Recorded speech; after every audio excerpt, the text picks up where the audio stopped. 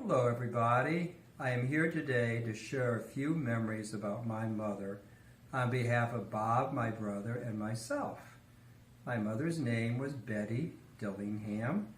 There are many things I could say about her, many memories. She had a very charming personality. She was delightfully funny. But the one thing I'd like to share with you on behalf of Bob and I is Mom had her philosophy of life. And she said in life, there are only three things you really need. You need beer, you need cigarettes, and you need toilet paper. Now, she made sure that she had the beer and the cigarettes between me and Bob. So I was in charge of the beer, and Bob was in charge of the cigarettes. So every so often on my voicemail I get a little call. Hello, this is your dear mother. I'm down to 2 cases. And I knew what that meant. It was time for more beer. And Bob would get a similar call for cigarettes. So I would go to Van's Liquor. I was up at Mary Magdalene at the time. Walk into Van's Liquor, put up 5 fingers. They knew I wanted 5 cases of PBR, Pabst Blue Ribbon. And I got those 5 cases of beer.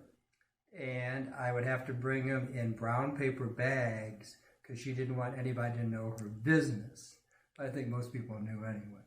So she'd make good use of her beer and her cigarettes. And those were kind of her pastimes and her enjoyments. And so many other memories of Mom, but these are good ones, kind of give you a little idea that she was a little bit feisty, had a great sense of humor, and was easy to get along with. Okay, so what I'd like to do, because Mom always asked me in the past, but what exactly did you say for me? So I'm going to address this to Mom. And Mom, I want to tell you, amongst the greatest things you've ever done for me, and I remember the most, is that while the doctors told you that you should not have another child after me, you ignored those and you given me my brother Edward, my brother Eddie. And that's one of the greatest gifts you give me. And then in terms of memories, I remember when you were at the Pt.1 Springs nursing home and how you became the adjacent nurse to about 11 other Polacks that you found at the church, at the place. And you would go around in the morning in your car, that is your wheelchair, and make sure that everybody was getting the proper medications and that they were doing the proper things. And then to top that off, I come in one day to give you communion, and here's those 11 friends of yours all gathered into your room, and you said that I'm going to give them all communion. And I said, well, I know Jesus could do a lot, but I can't break this little host up into 12. So I remember that part too. So anyway, you've given me a lot of fond memories. And then the other one is about how much you enjoyed having people sit down at your table and eat. That was, you could just see the smile on your face when they were enjoying it. So Mom, I know you're still here, and I know you keep telling me to be perfect, and I keep telling you I'll try, and God bless. Hi, this is Larry Brecht. My favorite memory of my mom is from when I was in grade school. I went to Catholic grade school, and on first Fridays, we would always have a half a day. And my mom's routine with me on those half days was she'd come to 11 o'clock mass. First Fridays always ended with 11 o'clock mass at school. She would come to mass with the school, and then we would go home, and she would always make the same thing for lunch, which was grilled cheese and tomato soup. And at 12:30, her favorite TV program, which was I Love Lucy, came on. I think it was on Channel 57 up in Philadelphia. And we had a little 13-inch TV. It was actually still black and white on a little kitchen table. And she would put that on, and I would sit at the table and kind of laugh with her at I Love Lucy and eat my grilled cheese and tomato soup. Life was good then. Well, all I could say about my mom, Helen, is that she was the most wonderful, caring mother. She was very disciplined in her life.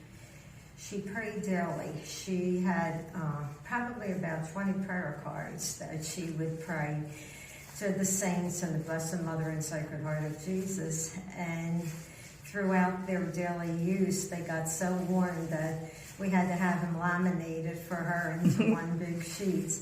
And then also, she loved praying the rosary to our Blessed Mother, very dedicated.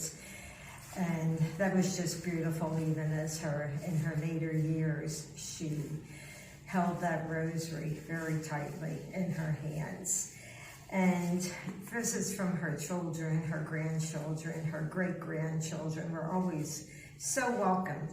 She loved the kids, and of course she always had to have homemade pizza for them, which they all loved. And, she had 8 children.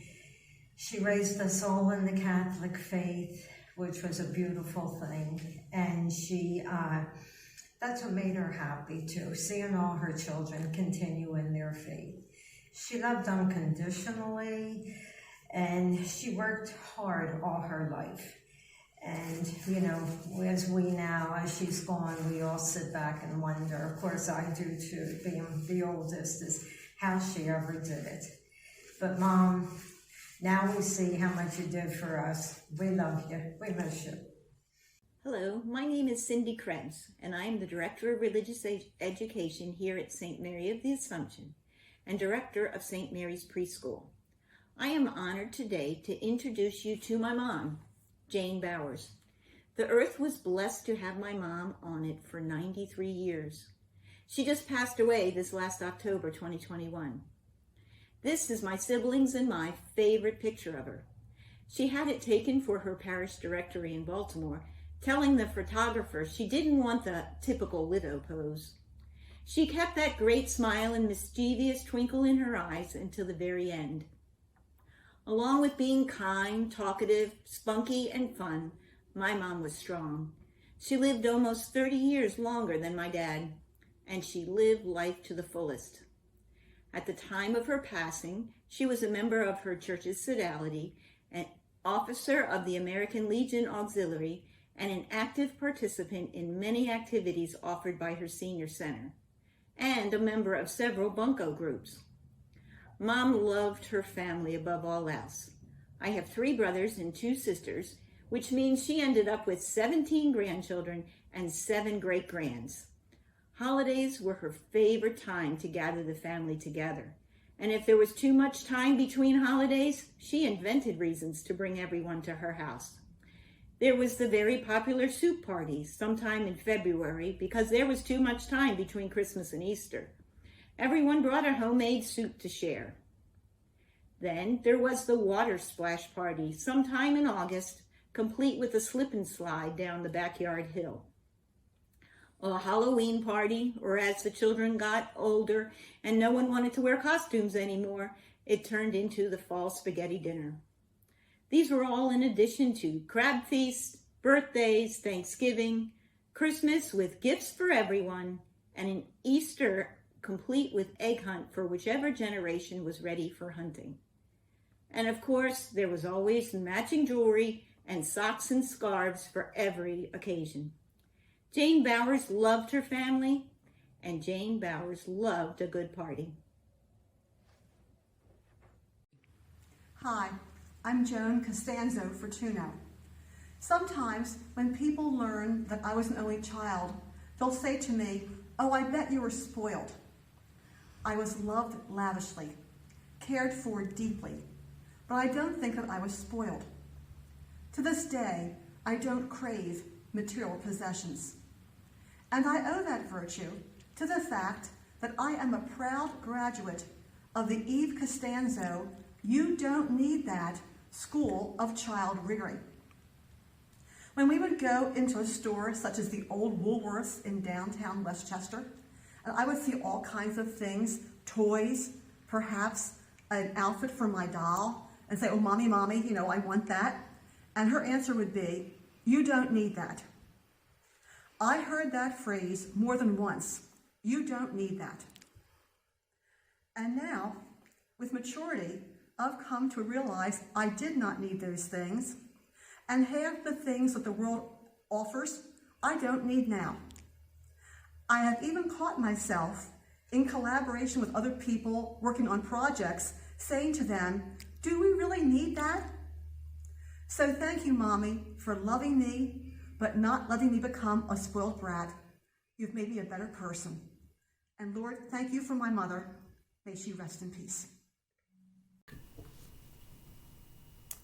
My mom's name was Bert Curtis. She passed away last month, and when I was thinking about what to say about her today, 2 words popped into my head. Loving kindness. Not just kindness. I had to kick it up a notch for Mom because she truly was a loving and kind person. She shared her love with everyone she met, family and friends and strangers.